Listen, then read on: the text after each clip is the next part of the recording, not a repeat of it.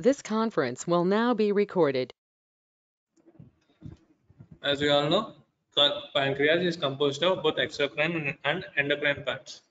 So the exocrine tumors arising in pancreas are pancreatic ductal adenocarcinoma, which is the most common malignancy of pancreas, pancreatoblastoma, which is the most common malignancy in pediatric age group from pancreas, another is acinar cell carcinoma, which is very rare, and then there are cystic neoplasms, and the cystic neoplasms are classified into three. They are mucinocystic neoplasm, solid mucinocystic neoplasm, serocystic neoplasm, and intraductal pancreatic mucinous neoplasms. And the final one is pseudopapillary tumors, also called the Franz tumor. Franz, F-R-A-N-T-Z. Pseudopapillary tumors are the Franz tumors. Whereas coming to the endocrine tumors, the various endocrine tumors are the most common is insulinoma arising from beta cells, and the second one is gastrinoma. The gastrinoma is the most common functioning functioning endocrinal tumor in men1 multiple endocrine neoplasia type 1. Gastrinoma is the most common functioning neuroendocrine tumor, whereas insulinoma is the most common functioning neuroendocrine tumor in normal individuals. There is a twist in this. The most common endocrine tumor is non-functional neuroendocrine tumor. The most this non-functional is more common than functional neuroendocrine tumors.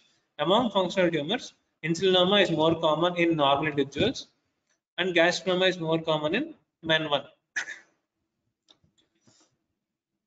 The other endocrine tumors are glucagonoma arising from alpha cells. There is vipoma, which secretes VIP, vas-active intestinal polypeptide, which is a non-functional tumor, and there is somatostatinoma, polypeptidoma, and so on.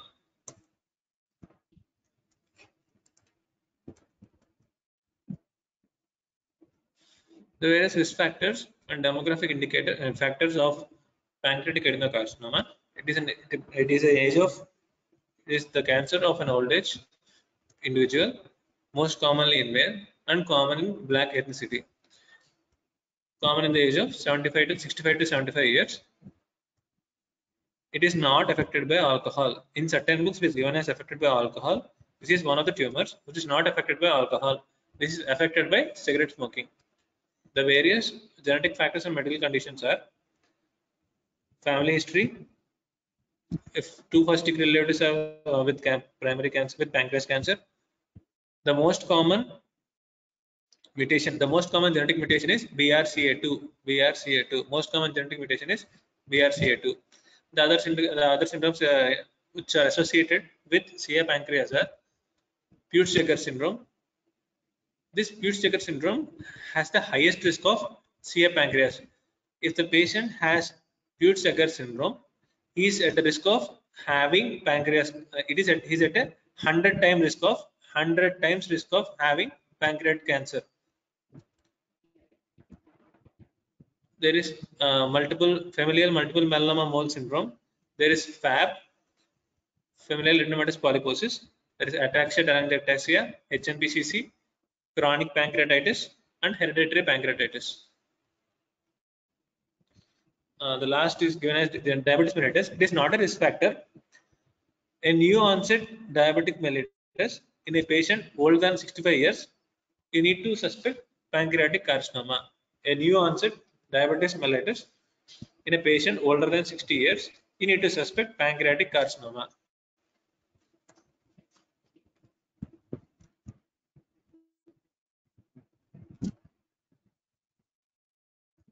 The most common neoplasm is pancreatic ductal adenocarcinoma, and among cystic neoplasms, the most common is mucinous cystadenoma.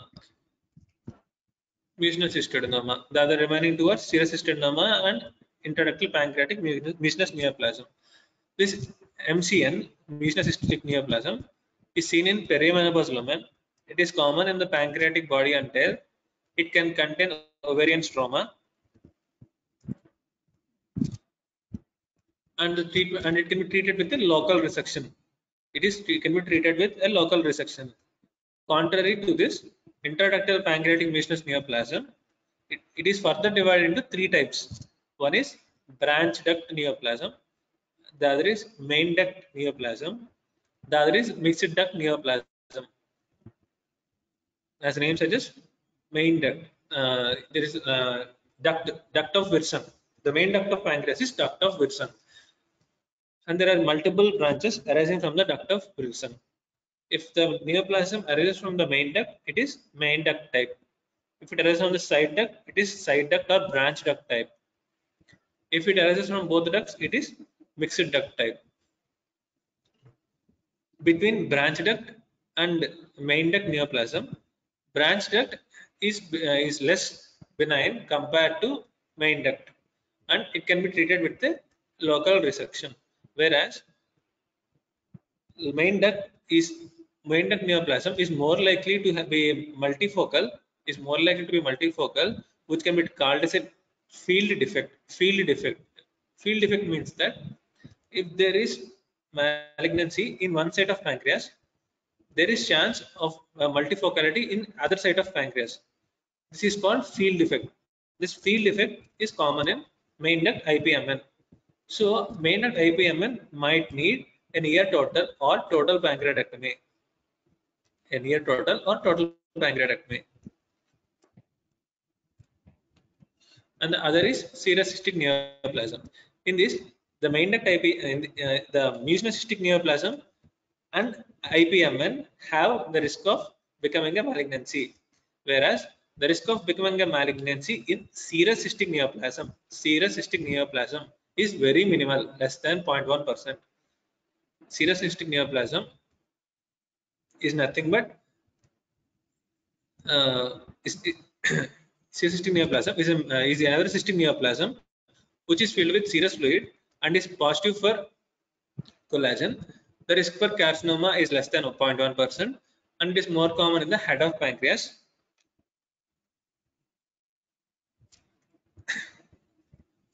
So unless until a serous cystic neoplasm is more than 4 centimeters, you need not resect it. Whereas if it is an MCN or IPMN, you need to evaluate thoroughly. Whereas coming to the main one, pancreatic ductal adenocarcinoma, they are mostly arise from the head of pancreas. They mostly arise from the head of pancreas. It is further divided into three parts: the one that arises in the head, the one that is arising at the periampullary region. In the periampullary region, it is further divided into four parts.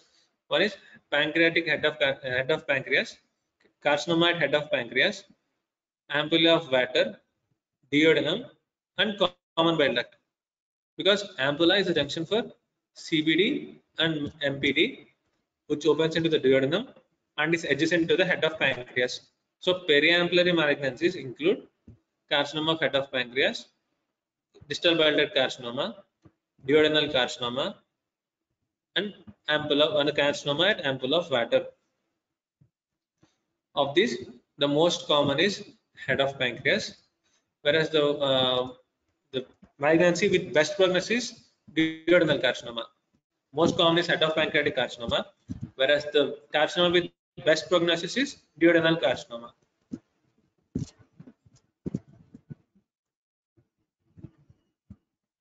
Yeah, weight loss is most common. This is a mistake. The most common symptom is obstructive jaundice, obstructive painless jaundice. The most common symptom in periampullary neoplasms or carcinoma head of pancreas is obstructive painless jaundice. It's a painless obstructive jaundice. And if there is pain, it implicates that either it is obstructing any hollow structure or it has infiltrated into the neural structures like celiac plexus. Development of pain implies the disease is at an advanced stage. Excuse me.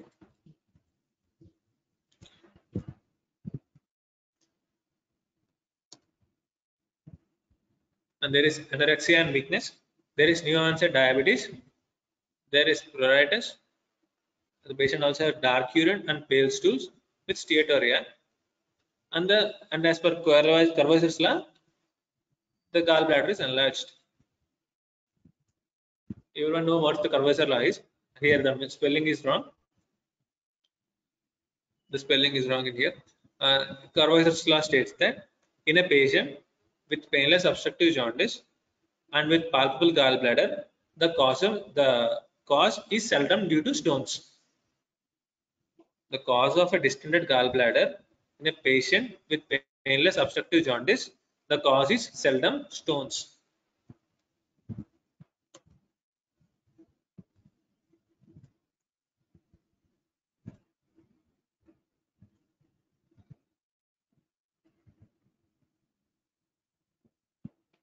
Hello?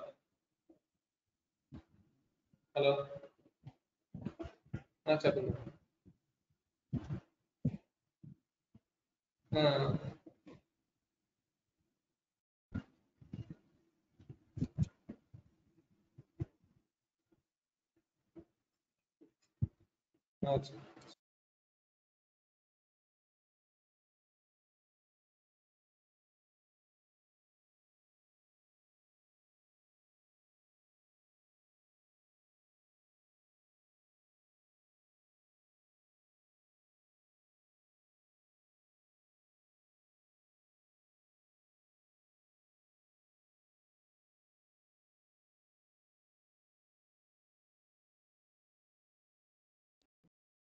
Sorry. Coming to the investigations, the patient will have elevated direct bilirubin, and there will be increased alkaline phosphate, gamma glutamine transpeptidase, SGOT and SGPT. The tumor marker for pancreatic carcinoma is CA99. CA99. This CA99 is also a tumor marker for bile duct carcinoma. Bile duct carcinoma.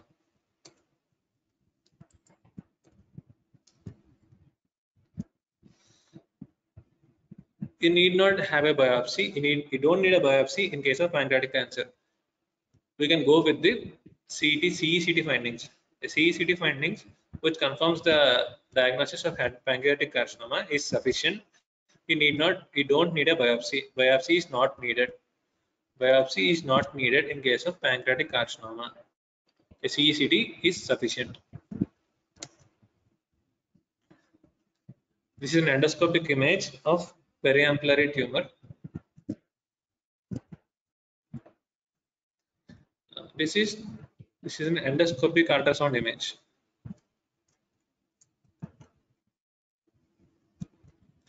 CECT abdomen. The CECT. The advantage with CECT is that one, you can make a diagnosis. Two, you can classify the disease as either resectable disease or non-resectable disease. You can tell whether disease is resectable or not, and then you can check for any metastasis, hepatic, peritoneal, and lymph node metastasis. CECT is not sensitive for peritoneal metastasis. You need to go for an MRI. For peritoneal metastasis, you need to go for an MRI, and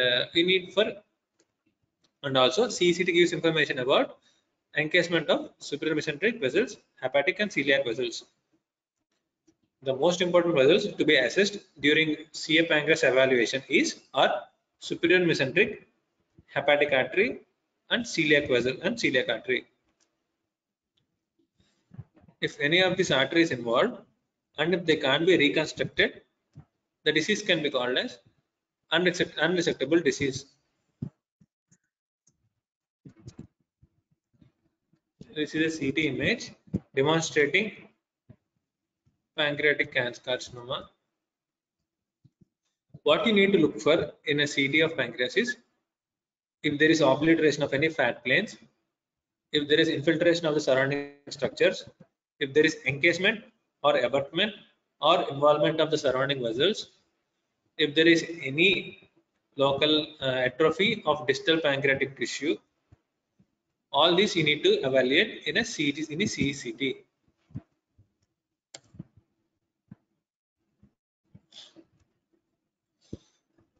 And the ERCP comes where he can't do a surgery and the patient has cholangitis. In such cases, ERCP helps in helps to drain the bile, and also for stenting, and also for diagnostic confirmation it is needed. You take a biopsy when you think that you need to go for biopsy in pancreatic carcinoma only when you feel that it is unresectable and you need to go for an adjuvant therapy. And also it helps reduce jaundice and helps palliative stenting in inoperable cases. This is an AJCC grading of pancreatic carcinoma. Yes, this image is incomplete. Better check for online one.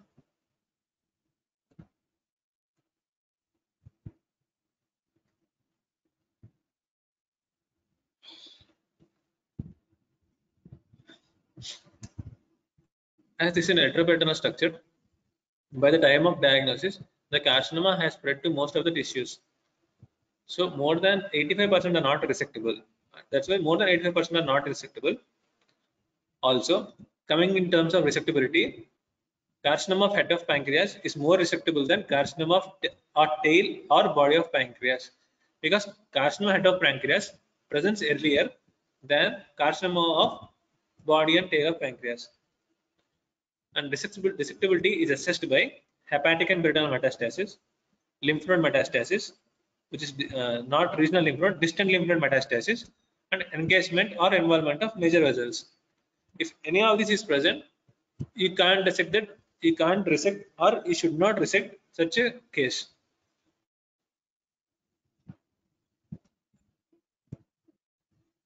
And the factors that determine resectability being tumor size, and even if hollow structures are involved, you can remove those along with the pancreatic tissue. And regional lymph nodes positive is not a contraindication.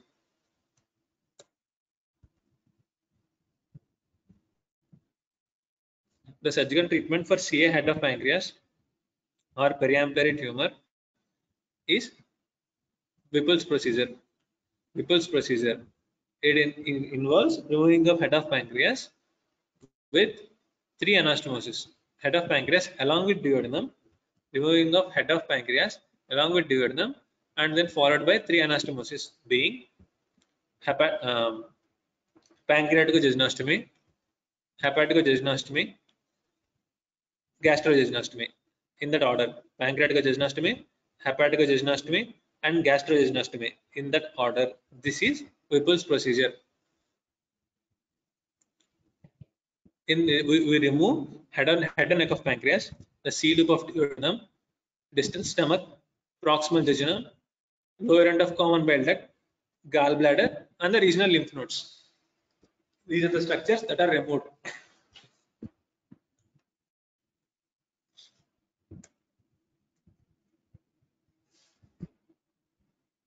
This is what that is done.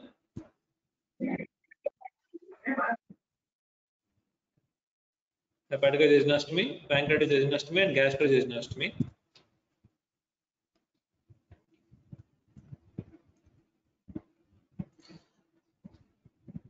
The problem with Whipple's procedure is that the complication is delayed gastric emptying. There is delayed gastric emptying. Also, there will be dumping syndrome because you have removed the pylorus. Without pylorus, there is no mechanical sphincter for stomach, and so there was a modification where pylorus is preserved. This pylorus preserving pancreatic duodenectomy is Long-Meyer's procedure, long Longmire, Long-Meyer procedure, or pylorus preserving pancreaticoduodenectomy. You don't you can see the difference between the two. The first one is a Whipple's procedure. The second one is a PPPD. And the tumors of distal pancreas are treated with distal pancreatectomy with or without splenectomy. Distal pancreatectomy with or without splenectomy.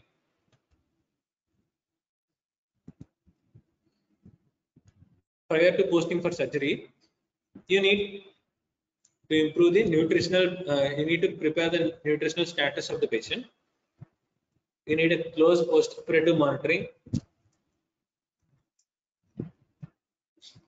You must provide for parenteral nutrition. You must explain the poor prognosis of the. You must explain for the poor prognosis of the patient. And as this Whipple's procedure takes around more than 4 hours. For the minimum time to complete the Whipple's operation is 4 hours. It can take even up to 7 to 8 hours. And you have to assess for the post-operative complications like delayed gastric emptying, pancreatic fistula, leak of and anastomotic leaks. There are early post-operative complications like DVT and atelectasis, which can be preventable. If the patient is unresectable, you need to go for a chemotherapy based on gemcitabine.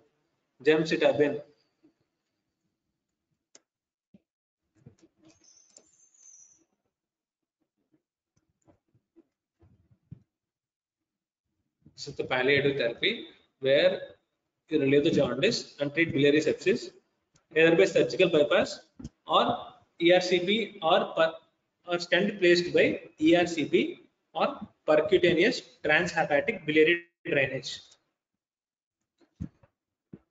This pancreatic cancer can involve the second part of duodenum, leading to gastric outlet obstruction.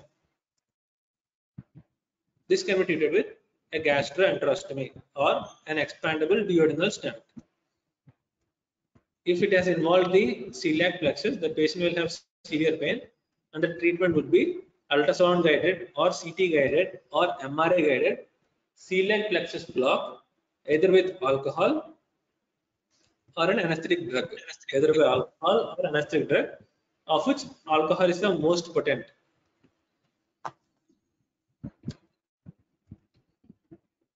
This is PTBD.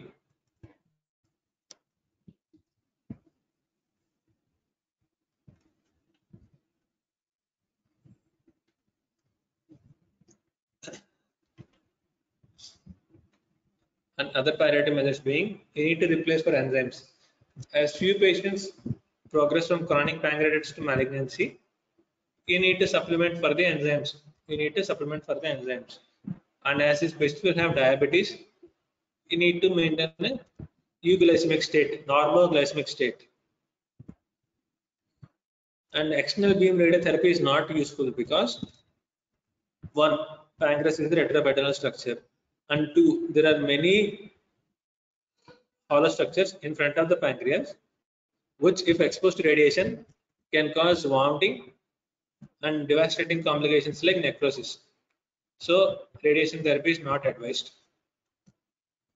And the only chemotherapy is 5-fluorouracil or gemcitabine based chemotherapy.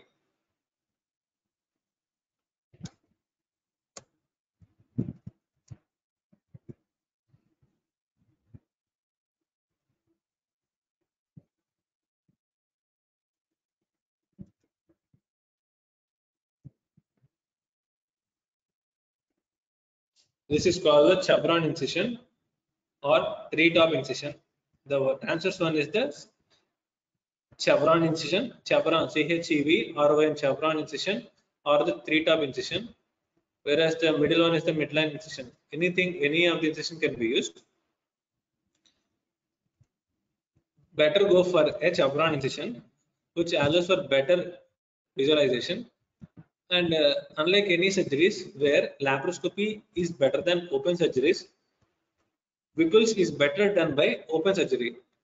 Here, the morbidity is not because of incision, but because of the surgery.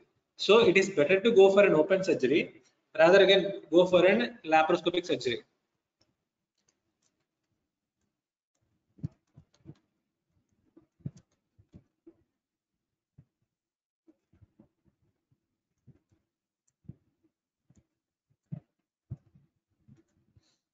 And then coming to pancreatoblastoma.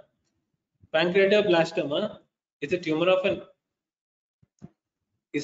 childhood, common in less than 5 years of age. It is associated with familial adenomatous polyposis, Beckwith-Wiedemann syndrome. The prognosis is generally good, and the treatment would be chemotherapy. There is no role for surgery. You better go for a chemotherapy. The patient will have a better prognosis. It presents as abdominal lump, usually less than 5 years, mostly between 8 months to 2 years, and it has a better prognosis than pancreatic ductal adenocarcinoma. And while coming to solid pseudopapillary tumors, also called the Franz tumor, it's a benign neoplasm which is large in size but with less malignant potential. It is common in young females 20 to 30 years of age. Young females 20 to 30 years of age. It is usually without metastasis, but is associated with high rates of recurrence after surgery.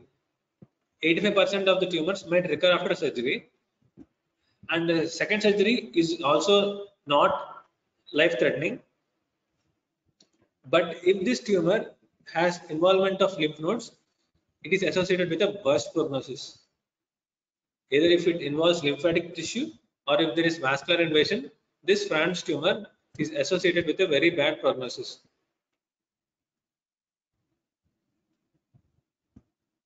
Coming to endocrine tumors. There are two hypophyseal, there are two portal systems in our body. A portal system is nothing but where it is not drained directly into the systemic circulation. It has a separate circulation of its own. There are two sets of circulations. One is the portal venous system near the liver, and two is the pituitary system. These tumors are called neuroendocrine tumors because they have the features of these endocrine cells have features of neuroendocrine cells. These neuroendocrine cells are present in the pituitary portal system, and after that it is present in the pancreatic tissue. The cell of origin is usually ectoderm. Some say it is from endoderm, but mostly go for ectoderm. These are also all these tumors are collectively called as neuroendocrinal tumors. These neuroendocrinal tumors can occur anywhere in the body, and at various places it is called with various names. In pancreas it is called the neuroendocrinal tumors, whereas in bowel it is called the carcinoids. CARCINOID, carcinoid. Because to naked eye it appears like carcinoma, but it's not a carcinoma. That's why it is called carcinoid, which is a misnomer. They too have malignant potential, but as they are named so, the nomenclature has continued from since then on. They are called the carcinoid tumors in bowel, whereas they are called the neuroendocrinal tumors in the pancreas. Of the neuroendocrinal tumors, there are non-functioning neuroendocrinal tumors and functional neuroendocrinal tumors. Non-functioning means that the hormones secreted by these tumors have no specific functions, like pancreatic polypeptide. The function elicited by pancreatic polypeptide is the pancreatic polypeptide is an universal switch off. It decreases all the secretions. It decreases absorption. This is done by various other cells also. And excess production of this PPoma, there is no change in their function. And then there is Vipoma, PPoma, Vipoma. These two are non-functional pancreatic neuroendocrinal tumors, whereas functional neuroendocrinal tumors, they usually present with symptoms specific to the hormone they are secreting. Okay, these functional tumors, they have function, they secrete certain hormones, and the symptoms correlate with the hormones they are secreting, which is not so in case of non-functional tumors. Overall, the most common neuroendocrine tumor is non-functional, and among functional, the most common neuroendocrine tumor is insulinoma, and the most common is gastrinoma in patients with MEN1 syndrome. MEN1 syndrome, and these tumors have specific symptoms. Like in insulinoma, the patient presents with a Whipple's triad. Whipple's triad is that there is the patient will have glucose less than 45, will have symptoms of neuroglycopenia, and all these symptoms return to normal with administration of glucose. This is insulinoma. The treatment is enucleation, because 90% of the times these insulinoma are benign. The insulinoma are benign in 90% of the cases. Whereas gastrinoma, the treatment is a resection, because they are 90% malignant. They are 90% malignant. Gastrinomas are 90% malignant, and they arise from the G cells. And these G cells are common in the Passaro's triangle. Passaro triangle, P-A-S-S-A-R-O, Passaro triangle, which is formed by junction of cystic duct and common hepatic duct, junction of second and third part of duodenum, and the junction of head and neck and body of pancreas. The line joining these points forms a triangle, and this is the site for gastrinoma.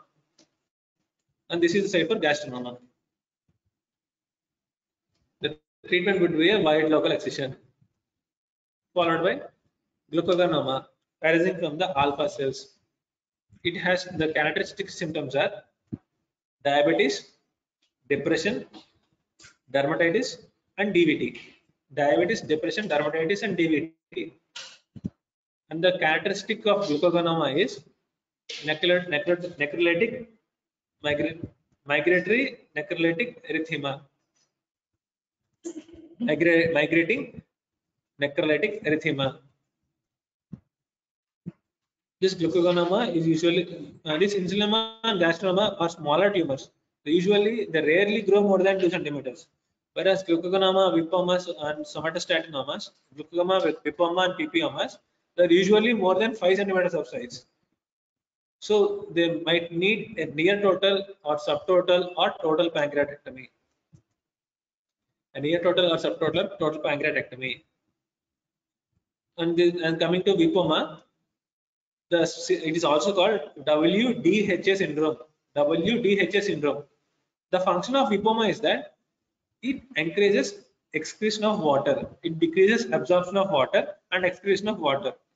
When it is produced in excess, there is excess loss of water, which presents as cholera. The characteristic feature of cholera is that, cholera, which is caused by Vibrio cholera, there is excess loss of water. The patient goes to shock. Similarly, vipoma also causes large watery stools, similar to cholera. That's why it is called pancreatic cholera. It is also called as WDHA syndrome, which is watery diarrhea, echolorhydria, and hypokalemia. Watery diarrhea, echolorhydria, and hypokalemia.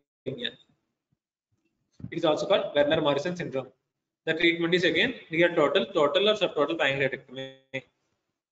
Somatostatinoma is quite rare, arising from D cells and presence with diabetes. As it decreases all secretions, there is decreased insulin, there is decreased cholecystokinin, there is decreased secretin, there is decrease of all the hormones. Decreased insulin leads to diabetes. Decreased cholecystokinin and secretin leads to gallstones. Somatostatinomas are usually small tumors. You can go for an enucleation. Coming to the modalities for diagnosis of endocrine tumors, the diagnosis of choice is somatostatic receptor scintigraphy. Somatostatic receptor scintigraphy. This or SRS. SRS helps to diagnose almost 90% of the 90% of the neuroendocrine tumors except for insulinoma. Insulinoma, the insulin cells do not act at somatostatin receptors. The rest all active somatostatin receptors. All they have somatostatin receptors.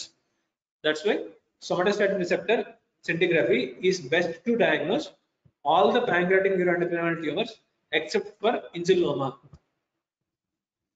And to diagnose insulinoma, the investigation of choice is intraoperative palpation or intraoperative ultrasound. And for all these tumors, there is another beneficial modality for diagnosis, which is portal venous blood sampling. The portal venous blood is sampled, and you can measure for these hormones.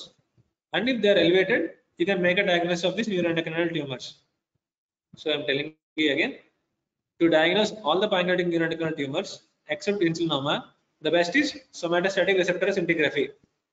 And the best for insulinoma is intraoperative ultrasound or intraoperative palpation with portal venous sampling. And this portal venous sampling is sensitive for all these tumors. Portal venous sample is sensitive for all these tumors. And the third modality is contrast CT. The characteristic feature of contrast CT, the characteristic feature of neuroendocrine tumors on contrast CT is arterial blush. These are highly vascular tumors, and on CECT they demonstrate an arterial blush. Okay, this much is sufficient for in terms of endocrine tumor for your level.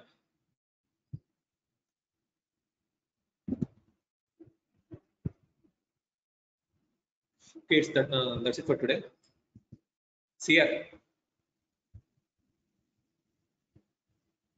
Sir save చేసుకుంటున్నాను.